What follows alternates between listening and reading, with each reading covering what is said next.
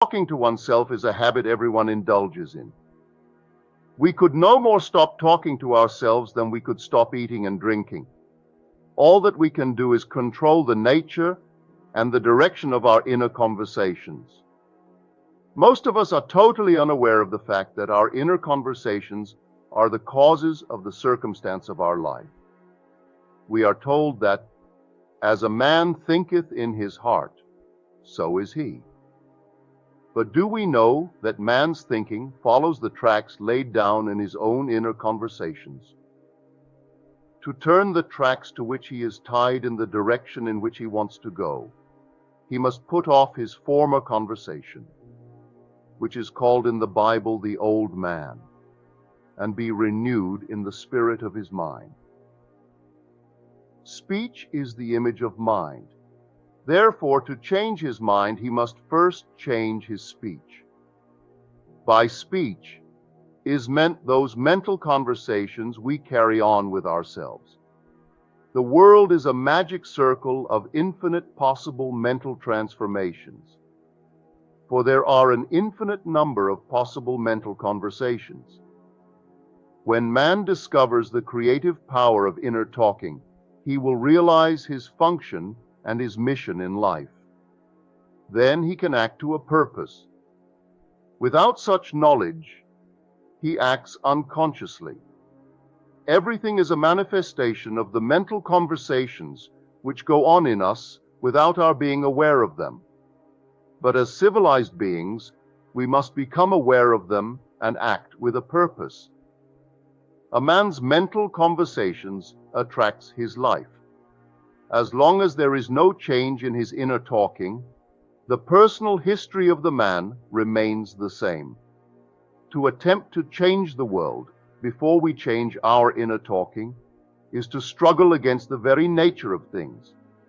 Man can go round and round in the same circle of disappointments and misfortunes, not seeing them as caused by his own negative inner talking, but as caused by others. This may seem far-fetched, but it is a matter which lends itself to research and experiment. The formula the chemist illustrates is not more certainly provable than the formula of this science by which words are clothed in objective reality. One day, a girl told me of her difficulties in working with her employer. She was convinced that he unjustly criticized and rejected her very best efforts. Upon hearing her story, I explained that if she thought him unfair, it was a sure sign that she herself was in need of a new conversation piece. There was no doubt but that she was mentally arguing with her employer, for others only echo that which we whisper to them in secret. She confessed that she argued mentally with him all day long. When she realized what she had been doing, she agreed to change her inner conversations with her employer. She imagined that he had congratulated her on her fine work, and that she, in turn, had thanked him for his praise and kindness. To her great delight, she soon discovered that her own attitude was the cause of all that befell her. The behavior of her employer reversed itself. It echoed, as it had always done, her mental conversations with him. I rarely see a person alone without wondering, to what conversation piece is he tied? On what mysterious track is he walking? We must begin to take life consciously, for the solution of all problems lies just in this. The second man, the Lord from heaven in all of us, is trying to become self-conscious in the body, that he may be about his Father's business. What are his labors? To imitate his Father, to become master of the Word, master of his inner talking, that he may mold this world of ours into a likeness with the kingdom of love. The prophet said, "Be ye imitators of God as dear children." How would I imitate God? Well, we are told that God calls things that are not seen as though they were seen, and the unseen becomes seen. This is the way the girl called forth praise and kindness from her employer. She carried on an imaginary conversation with her employer from the premise that he had praised her work, and he did. Our inner conversations represent in various ways the world we live in. Our individual worlds are self-revelations of our own inner speech. We are told that every idle word that men shall speak, they shall give account thereof. For by their words they shall be justified, and by their words they shall be condemned. We abandon ourselves to negative inner talking, yet expect to retain command of life. Our present mental conversations do not recede into the past as man believes. They advance into the future to confront us as wasted or invested words. My word, said the prophet, shall not return unto me void, but it shall accomplish that which I please, and it shall prosper in all the things whereto I sent it. How would I send my word to help a friend? I would imagine that I am hearing his voice, that he is physically present, that my hand is on him. I would then congratulate him on his good fortune. Tell him that I have never seen him look better. I would listen as though I heard him. I would imagine that he is telling me he has never felt better, he has never been happier. And I would know that in this loving, knowing communion with another, a communion populous with loving thoughts and feelings, that my word was sent, and it shall not return unto me void, but it shall prosper in the thing whereto I sent it. Now is the accepted time. Now is the day of salvation. It is only what is done now that counts, even though its effects may not be visible until tomorrow. We call, not out loud, but by an inner effort of intense attention. To listen attentively, as though you heard, is to create. The events and relationships of life are your word made visible. Most of us rob others of their willingness and their ability to be kind and generous by our fixed attitudes towards them. Our attitudes unfold within us in the form of mental conversations. Inner talking from premises of fulfilled desire is the way to consciously create circumstances. Our inner conversations are perpetually outpictured all around us in happenings. Therefore, what we desire to see and hear, without we must see and hear within, for the whole manifested world goes to show us what use we have made of the word. If you practice this art of controlled inner speaking, you too will know what a thrill it is to be able to say, and now I have told you before it come to pass, that when it is come to pass, ye might believe. You will be able to consciously use your imagination to transform and channel the immense creative energies of your inner speech from the mental, emotional level to the physical level. And I do not know what limits, if any, there are to such a process. What is your aim? Does your inner talking match it? It must, if you would realize your aim. For as the prophet asked, can two walk together except they be agreed? And of course the answer is, no, they cannot. The two who must agree are your inner conversation and the state desired. That is, what you desire to see and hear without, you must see and hear within. Every stage of man's progress is made by the conscious exercise of his imagination, matching his inner speech to his fulfilled desire. As we control our inner talking, matching it to our fulfilled desires, we can lay aside all other processes. Then we simply act by clear imagination and intention. We imagine the wish fulfilled and carry on mental conversations from that premise. The right inner speech is the speech that would be yours were you to realize your ideal. In other words, it is the speech of fulfilled desire. Now you will understand how wise the ancient was when he told us in the Hermetica, there are two gifts, which God has bestowed upon man alone and on no other mortal creature. These two are mind and speech, and the gift of mind and speech is equivalent to that of immortality. If a man uses these two gifts rightly, he will differ in nothing from the immortals. And when he quits his body, mind and speech will be his guides, and by them he will be brought into the troop of the gods and the souls that have attained to bliss. With the gift of mind and speech, you create the conditions and circumstances of life. In the beginning was the Word, and the Word was with God, and the Word was God. The Word, said Hermes, is Son, and mind is Father of the Word. They are not separate one from the other, for life is the union of word and mind. You and your inner talking, or word, are one. If your mind is one with your inner conversations, then to be transformed in mind is to be transformed in conversation. It was a flash of the deepest insight that taught Paul to write, "Put off the former conversation, the old man which is corrupt, and be renewed in the spirit of your mind. Put on the new man." Put on the new man, and be renewed in the spirit of your mind, is to change your inner conversation. For speech and mind are one. A change of speech is a change of mind. The prophet Samuel said, "The Lord spake by me, and his word was in my tongue." If the Lord's word was in the prophet's tongue, then the Lord's mouth that uttered the word must be the prophet's mind. For inner conversations originate in the mind and produce little tiny speech movements in the tongue.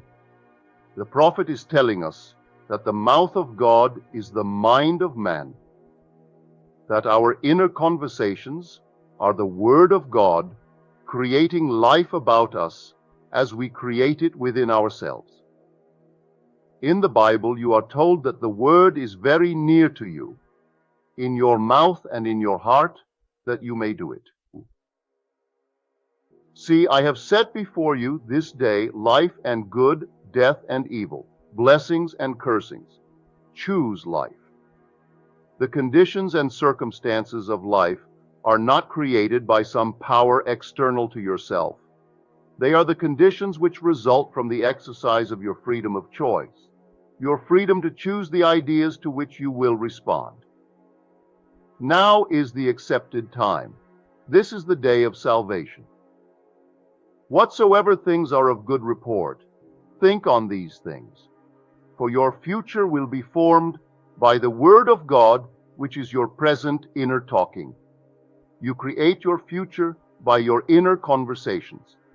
The worlds were framed by the Word of God, that is, your inner talking. See yonder fields. The sesamum was sesamum, the corn was corn. The silence and the darkness knew, so is a man's fate born. The light of Asia. For ends run true to origins. If you would reap success, you must plant success. The idea in your mind which starts the whole process going is the idea which you accept as truth. This is a very important point to grasp, for truth depends upon the intensity of imagination, not upon facts.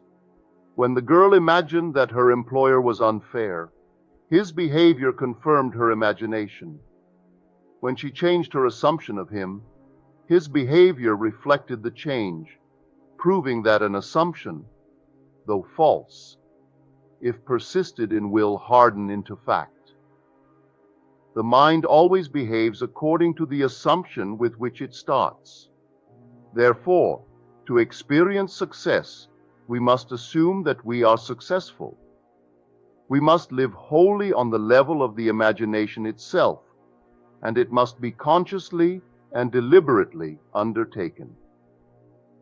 It does not matter if at the present moment external facts deny the truth of your assumption.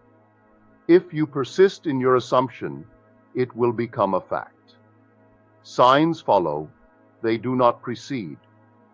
To assume a new concept of yourself is to that extent to change your inner talking or word of God, and is therefore putting on the new man. Our inner talking, though unheard by others, is more productive of future conditions than all the audible promises and threats of men. Your ideal is waiting to be incarnated, but unless you yourself offer it human parentage, it is incapable of birth. You must define the person you wish to be, and then assume the feeling of your wish fulfilled in faith that that assumption will find expression through you. The true test of religion is in its use, but men have made it a thing to defend. It is to you that the words are spoken. Blessed is she that believes, for there shall be an accomplishment of those things which were spoken unto her from the Lord. Test it, try it. Conceive yourself to be one that you want to be, and remain faithful to that conception, for life here is only a training ground for image making. Try it and see if life will not shape itself on the model of your imagination. Everything in the world bears witness of the use or misuse of man's inner talking. Negative inner talking, particularly evil and envious inner talking, are the breeding ground of the future battlefields and penitentiaries of the world. Through habit, man has developed the secret affection for these negative inner conversations. Through them, he justifies failure, criticizes his neighbors, gloats over the distress of others, and in general pours out his venom on all. Such misuse of the word perpetuates the violence of the world. The transformation of self requires that we meditate on a given phrase, a phrase which implies that our ideal is realized, and inwardly affirm it over and over and over again, until we are inwardly affected by its implication, until we are possessed by it. Hold fast to your noble inner convictions or conversations. Nothing can take them from you but yourself. Nothing can stop them from becoming objective facts. All things are generated out of your imagination by the Word of God, which is your own inner conversation.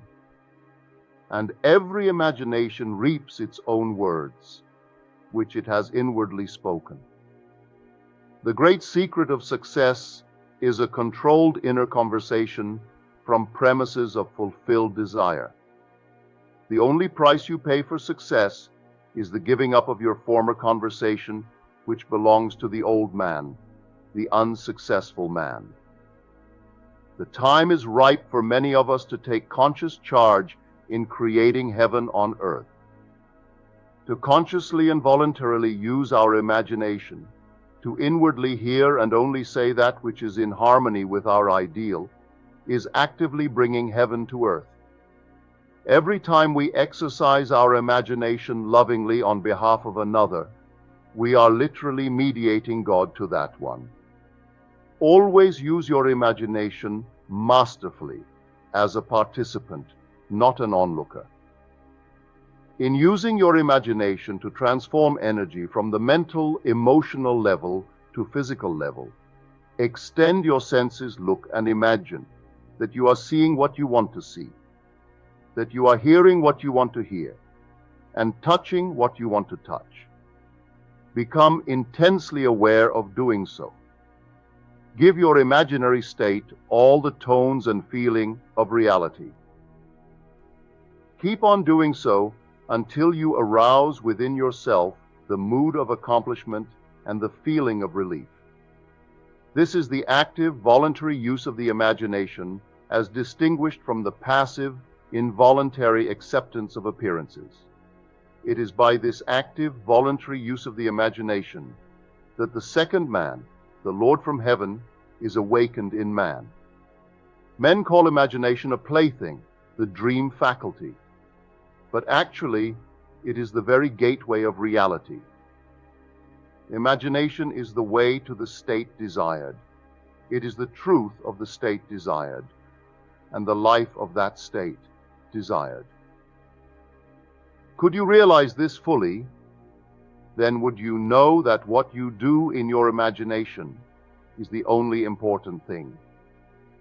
Within the circle of our imagination, the whole drama of life is being enacted over and over again. Through the bold and active use of the imagination, we can stretch out our hand and touch a friend 10,000 miles away and bring health and wealth to the parched lips of his being. It is the way to everything in the world. How else could we function beyond our fleshly limitations? But imagination demands of us a fuller living of our dreams in the present. Through the portals of the present, the whole of time must pass. Imagine elsewhere as here, and then as now. Try it and see. You can always tell if you have succeeded in making the future dream a present fact by observing your inner talking. If you are inwardly saying what you would audibly say were you physically present and physically moving about in that place, then you have succeeded. And you could prophesy it from these inner conversations and from the moods which they awaken within you, what your future will be. For one power alone makes a prophet, imagination, the divine vision. All that we meet is our word made visible, and what we do not now comprehend is related by affinity to the unrecognized forces of our own inner conversations and the moods which they arouse within us. If we do not like what is happening to us, it is a sure sign that we are in need of a change of mental diet. For man, we are told, lives not by bread alone, but by every word that proceeds from the mouth of God. And having discovered the mouth of God to be the mind of man, a mind which lives on words or inner talking, we should feed into our minds only loving, noble thoughts. For with words or inner talking, we build our world. Let love's lordly hand raise your hunger and thirst to all that is noble and of good report. And let your mind starve ere you raise your hand to a cup love did not fill, or a bowl love did not bless. That you may never again have to say, "What have I said? What have I done, O all-powerful human word?"